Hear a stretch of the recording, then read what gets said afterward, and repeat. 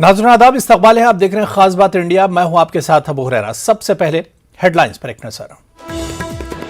कर्नाटक हिजाब तनाज़े पर कल हाई कोर्ट का आएगा फैसला। अदालत सुबह 10:30 बजे सुनाएगी फैसला। अदालत ने 11 दिनों तक चली समाअत के बाद फैसला रखा था महफूज।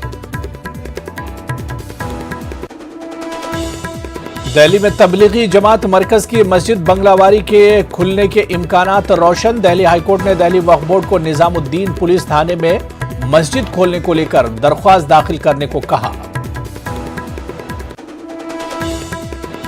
भोपाल में मानू रीजनल सेंटर और एनसीपीएल के इश्तराक से कौमी सेमिनार का इनेकाद। नई तालीमी पॉलिसी और तरक्याती मिशन के हुसूल में उर्दू मीडियम तालीम का किरदार के उन्वान से मुनक्किद हुआ सेमिनार। दानिश्वरों ने मादरी ज़बान में तालीम की अहमियत पर दिया जोर।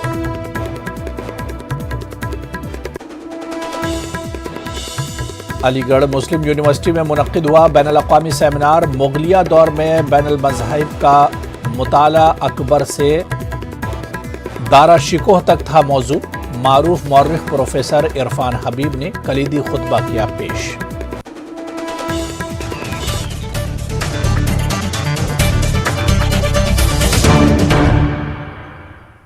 कर्नाटक हाईकोर्ट कल हिजाब पर अपना फैसला सुनाएगी। अदालत ने हिजाब पर फैसला सुनाने के लिए कल सुबह 10:30 बजे का वक्त मुकर्रर किया है।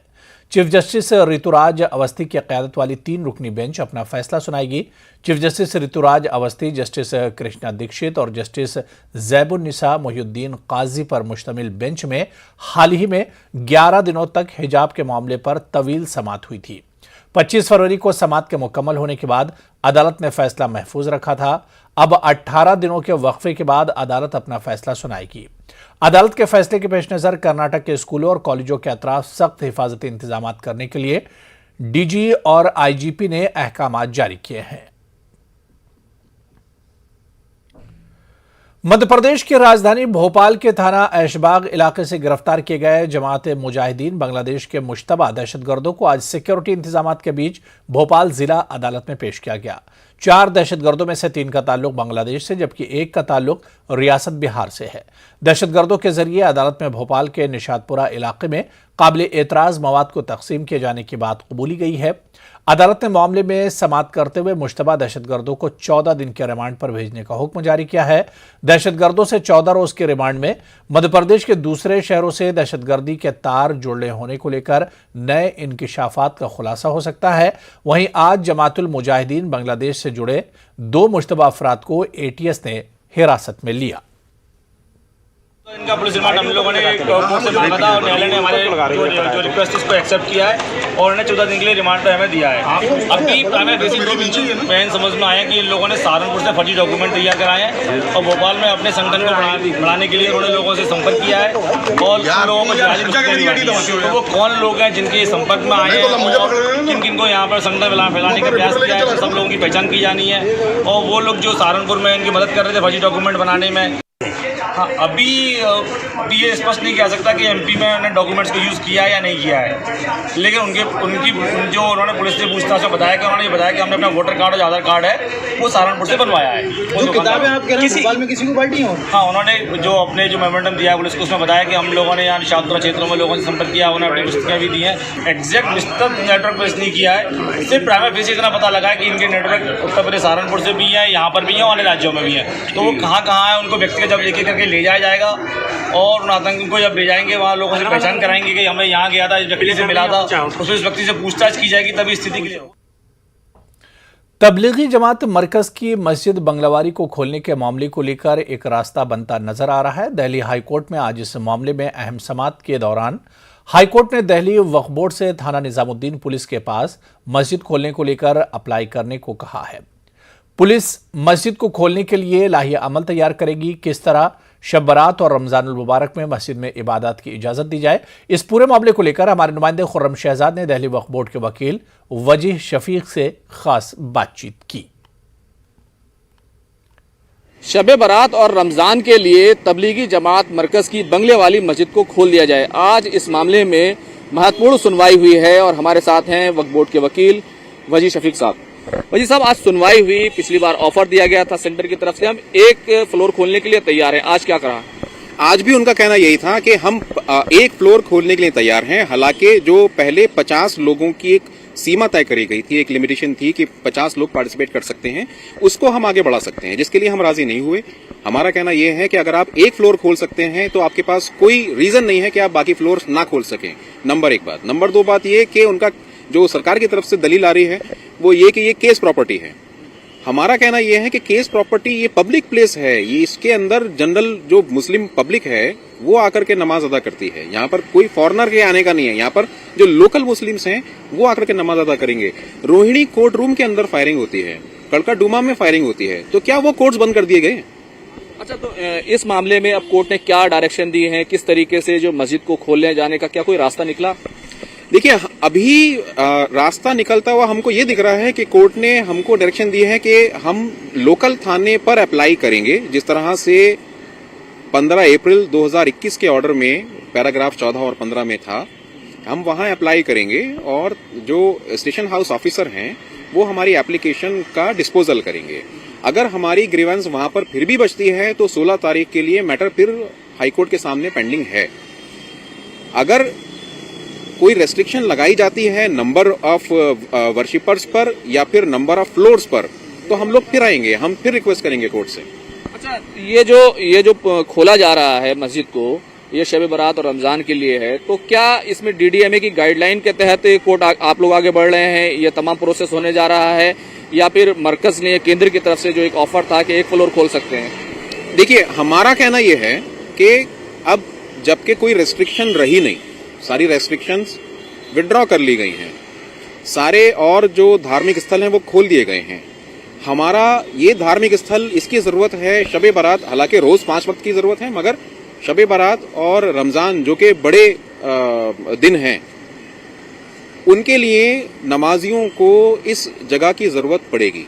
कोर्ट ने एक ऑप्शन दिया है कि अगर आप नाराज हैं, वहां पर कम लोगों को वहां पर इजाजत दी जा रही नमाज पढ़ने के लिए, तो फिर 16 तारीख को Waqf board Delhi high court आ सकता है।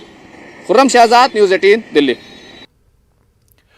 मौलाना Azad national Urdu university Bhopal regional centre और कौमी कौंसिल बराए फ़रोग़ उर्दू ज़बान के मुश्तरका बैनर तले भोपाल में 2 रोज़ा कौमी सेमिनार का इनेकाद किया गया। भोपाल मानू रीजनल सेंटर में नई तालीमी पॉलिसी और तरक्याती मिशन के हुसूल में उर्दू मीडियम तालीम का किरदार के उन्वान से मुनक़्क़िदा कौमी सेमिनार में मुमताज़ माहिरीन तालीम ने शिरकत की और मादरी ज़बान में तालीम के फ़रोग़ की अहमियत पर तफसील से रोशनी डाली। देखिए खास रिपोर्ट।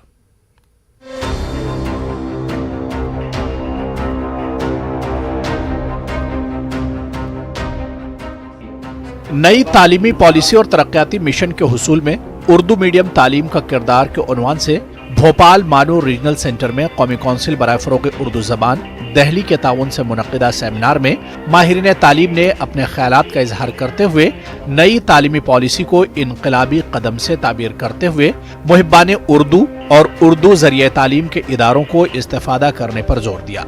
सेमिनार में दानिशवरों ने नई तालीमी पॉलिसी, उर्दू मादरी ज़बान में तालीमी मौक़े फराहम करने के हुकूमत हिंद के इक़दाम को भी इनकलाबी कदम से ताबीर किया। देखिए, इसका मकसद ये है कि जो NEP 2020 आया है उसमें उर्दू की सूरत हाल क्या होगी, और इसमें वकालत, जैसा कि आपको मालूम है कि इसमें मादरी ज़ुबान में तालीम देने की वकालत की गई है, और ये कोई पहली बार वकालत नहीं की गई है। तमाम माहिर तालीम, तमाम माहिर लसानियात इस बात से मुत्तफ़िक़ हैं कि बच्चों की तालीम मादरी ज़ुबान में होनी चाहिए। अब हमें ये देखना है कि उर्दू में जिनकी मादरी ज़ुबान है उनको हम कैसे इससे फ़ायदा पहुँचा सकें। मैं समझता हूँ कि नई पॉलिसी जो एजुकेशन के हवाले से पेश की गई है और कबूल की जा चुकी है कैबिनेट के ज़रिए, वो बहुत अहम है, क्योंकि इस पे एक बड़ा फोकस मादरी ज़बान की तालीम की तरफ है। मादरी ज़बान की तालीम कई मानों में बहुत अहम है, और उसमें एक बुनियादी वजह यह है कि हम सब जो मादरी ज़बान है वो हम सब लोगों की विरासत की ज़बान है जो हम विरसे में हासिल करते हैं। नई तालीमी पॉलिसी और तरक्याती मिशन के हुसूल में उर्दू मीडियम तालीम का किरदार के उन्वान से मुनक़्क़िदा सेमिनार में दानिशवरों ने अपना मकाला पेश करते हुए जहां हुकूमत के इक़दाम की सताइश की, वहीं ज़मीनी सतह पर उर्दू को लेकर हुकूमत के कौल व फ़ेल में तज़ाद पर भी अपने ख़यालात का इजहार किया। देखिए, इस पॉलिसी में जो सबसे अच्छी बात कही गई है कि तालीम जो है वो मादरी ज़बान में दी जाए, और ये उर्दू ज़बान के लिए और उर्दू बोलने वालों के लिए एक बहुत अच्छी अपॉर्चुनिटी है। और हुकूमत हिंद अभी national curriculum for school education तैयार कर रही है। मुझे उम्मीद है कि शायद कुछ दिनों में ये तैयार हो जाएगा और फिर उसके बाद कुछ नई गाइडलाइंस आएंगी।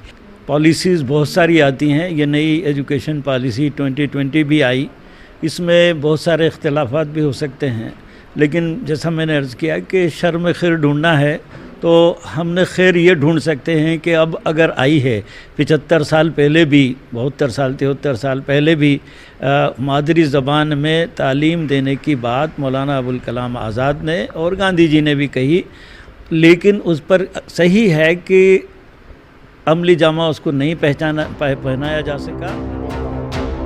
भोपाल मानूर रीजनल सेंटर में मुनक्किदा 2 रोज़ा कौमी सेमिनार के पहले दिन इफ्तिताही सेशन के अलावा एक टेक्निकल सेशन का भी इनेकाद किया गया। मकाला निगारों ने अपने ख्यालात का इजहार करते हुए कहा कि उर्दू तालीम के मसाइल का हल उस वक्त तक नहीं हो सकता जब तक इसके निफाज को लेकर अमली इक़दामात न किए जाएं। हुकूमत की सतह पर उर्दू ज़रिए तालीम को लेकर पहले भी बहुत ऐलानात किए गए और अब जो नए ऐलान किए गए हैं इसमें कुछ नया नहीं है। दानिशवरों ने हुकूमत से पॉलिसी का ऐलान करने के साथ जमीनी सतह पर इसके निफाज पर अमल करने का मुतालबा किया। न्यूज़ 18 उर्दू के लिए भोपाल से महताब आलम की रिपोर्ट। चलिए यहां पर रुकेंगे फिलहाल छोटे से ब्रेक के लिए।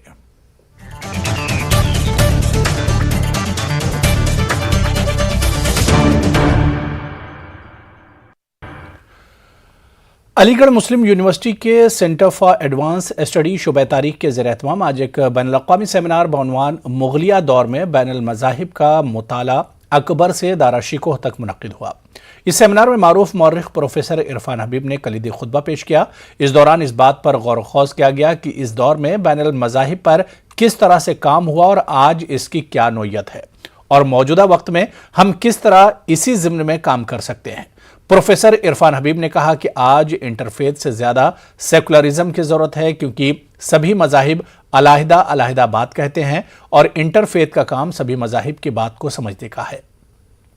हमें मौजूदा तनाजुर में इसको समझने की ज़रूरत है।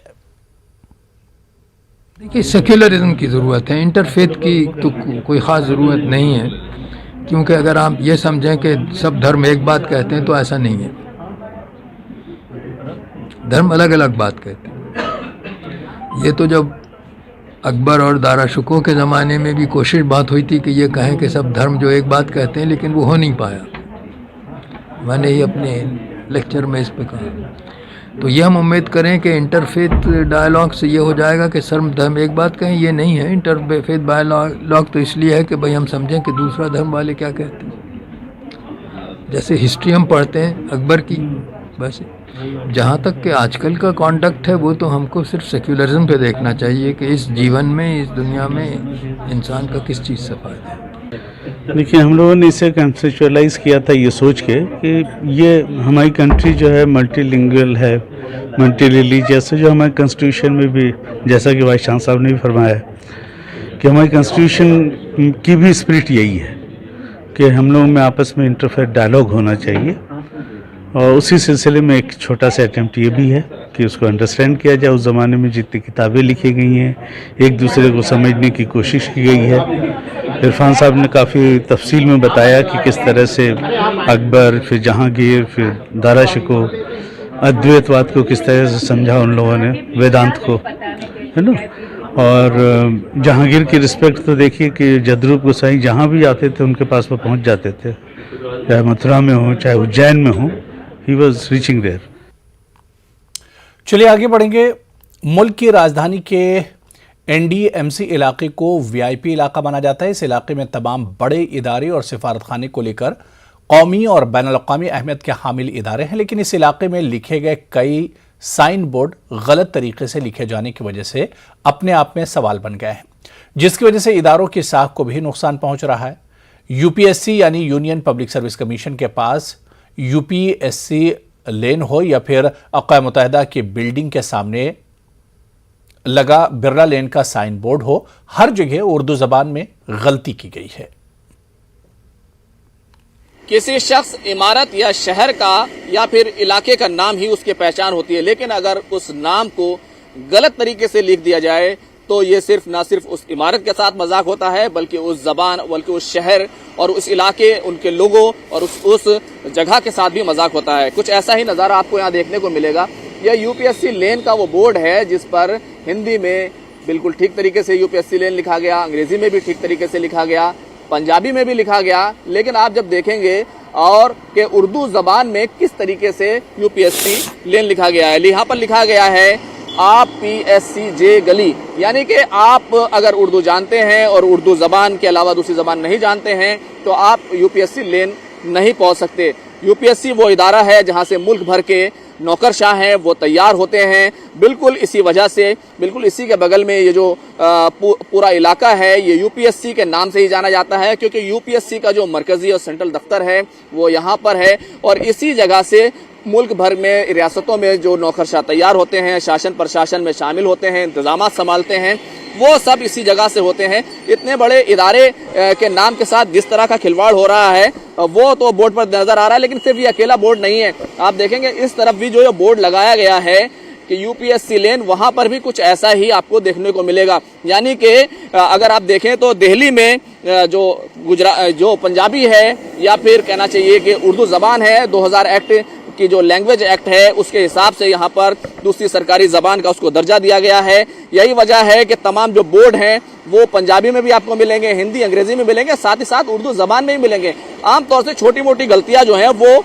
अक्सर देखी जाती रही हैं, लेकिन जिस तरह की भोंडी गलती यहाँ पर की गई है वो सिर्फ ना फिर यूपीएससी के साथ मजाक है, उर्दू जबान के साथ मजाक है, बल्कि जो इदारा इसके लिए जिम्मेदार है PWD और ये जो NDMC का इलाका है, कहीं ना कहीं इसकी पूरी साख को जो है बट्टा लग रहा है। न सिर्फ इस मामले में उर्दू से मुतालिक जो इदारे हैं, उर्दू अकेडमी या फिर दूसरे जो इदारे हैं, उनको ठीक कराने के लिए इसको सामने आने की जरूरत है, बल्कि ये भी देखने की जरूरत है आखिर इस तरह की गलतियां बार बार क्यों होती हैं। कैमरामैन प्रहलाद के साथ खुर्रम शहजाद, न्यूज़ 18 दिल्ली। मारूफ दानिश्वर प्रोफेसर अख्तरुल वासे ने दिल्ली की सड़कों पर उर्दू की खस्ता हाली पर तशवीश का इजहार किया है। का जो हाल है वो किसी से छुपा हुआ नहीं है। असल परेशानी ये है कि NDMC, PWD और कॉरपोरेशन तीनों को अपने अपने बोर्ड्स पर उर्दू को दूसरी ज़बानों के साथ लिखना है। हिंदी, अंग्रेज़ी, पंजाबी के साथ तो सबूत ठीक है, लेकिन उर्दू के साथ ऐसा किया जाता है कि ऐसे लोगों से कोई ठेका दिया जाता है जो कि उर्दू से बिल्कुल वाकिफ़ ही नहीं होते हैं, और नतीजा ये होता है कि वो बोर्ड्स के ऊपर और जहाँ जहाँ उर्दू लिखी जाती है इस तरह लिखते हैं जैसे कीड़े मकोड़े। खस्ताहाल मजहबी किताबों की निगरानी ने मुहज्जब समाज में मसला खड़ा कर दिया है। जिन मजहबी किताबों को लोग अच्छी हालत में अपने सीने से लगाते हैं, वही किताबें जब बोसीदा हो जाती हैं तो इन्हें इस तरह से फेंक देते हैं कि इन्हें देखकर रूह कांप उठती है। भोपाल में भी जब बोसीदा मजहबी किताबों को तालाब और नालों के किनारे पड़ा हुआ देखा तो समाजी कारकुन रेहान गोल्डन ने इसके लिए बाकायदा तौर पर शहर में मुहिम चलाई। रेहान गोल्डन की तहरीक रंग लाई। अब बोसीदा मजहबी किताबों को दफन करने के लिए सिर्फ भोपाल ही नहीं बल्कि मध्य प्रदेश के दूसरे अजला से भी लोग इनके पास किताबें भेजने लगे हैं। अब इसकी जरूरत इसलिए पड़ी, कलाम पाक है, वो चाहे गीता हो या रामायण हो, कुछ भी हो, आदमी नदी नाले के अंदर फेंक देता है, उसको एक मरतबा एक किनारा ढूंढना पड़ता है। उस टाइम में पैरों में आता है तो उसकी बेरमती होती थी। हमने काजी साहब से, मुफ्ती साहब से मशवरा किया तो उनने बताया इनको गड्ढा करके दफन कर दिया जाए, तो इससे बेहतर कोई काम नहीं हो सकता। आज सभी लोगों से हम कहना चाह रहे हैं, पूरे हिंदुस्तान से जो भी सुन रहा है, अपने कब्रस्तानों में कहीं पर जगह हो तो एक जगह के अंदर कलाम पाक इकट्ठा करें और उसको दफन किया जाए, तो इसकी बेरहमती से सारी दुनिया के आलम के लोगों को इसका अच्छा काम है, इसका सवाब मिलेगा अपन को। CPI के ज़ेर-ए-तमाम भोपाल शाकिर सदन में प्रोग्राम का इनेकाद किया गया। शाकिर सदन में शाकिर अली खान की विरासत और भोपाल की कैफियत के उन्वान से मुनक्किदा प्रोग्राम में उर्दू और हिंदी के अदीबों ने शिरकत की। शाकिर अली खान की हयात व खिदमत पर तफसील से रोशनी डाली गई। शाकिर अली खान का शुमार मध्य प्रदेश के मुमताज़ मुजाहिदीन आज़ादी के साथ बेबाक सहाफ़ी और कम्युनिस्ट रहनुमा में होता है।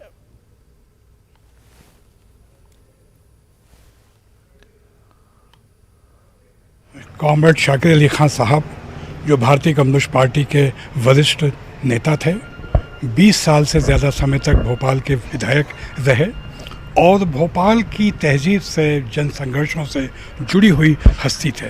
तो शाकिर साहब की पुण्यतिथि पे आज हम लोगों ने भारतीय कम्युनिस्ट पार्टी के तत्वावधान में कार्यक्रम आयोजित किया है और शाकिर साहब की शख्सियत को लेकर, उनके प्रेरक अवदान को लेकर बहुत विस्तार से बात की जा रही है।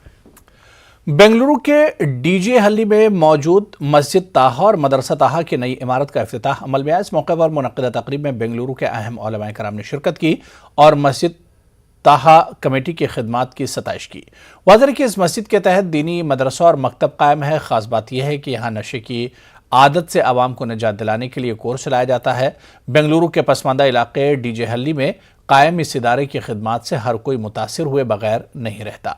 इजलास में उलमाए कराम ने यह पैगाम दिया कि मस्जिदों को सिर्फ नमाजों की हद तक महदूद न रखा जाए, बल्कि मस्जिदों के तहत तालीमी इदारे कायम किए जाएं। मस्जिद का इफ्तिताह हुआ है। मस्जिद के सिलसिले में जितने भी लोग मुतवज्जे हैं, उनसे गुजारिश करूंगा कि अपनी स्कूल बनाएं, अपने नर्सरी बनाएं, बेबी सिटिंग बनाएं, कॉलेज की तरफ कोशिश करें ताकि हमारे बच्चों को भी तालीमी मैदान में आगे बढ़ाया जा सके। अल्हम्दुलिल्लाह यहाँ पर समाजी रिफाही काम हो रहे हैं। सबसे बड़ा काम जो हो रहा है आज मस्जिद में ये वो नशा मकतब है। कौम के बहुत सारे बच्चे आज बेराह रवी का शिकार हैं, नशा की लत में गिरफ्तार हैं। ये ट्रस्ट ख़ास तौर से इन बच्चों पर मेहनत कर रहा है। इस इलाकों के बड़ों का साथ लेते हुए उलमा इकराम की निगरानी में इस मस्जिद को चला रही है। अल्हम्दुलिल्लाह 15 साल से चल रही है मस्जिद, 15-16 साल से अल्हम्दुलिल्लाह यहाँ पर तो चलिए इस बुलेटिन में अभी फिलहाल इतना ही। आदाब।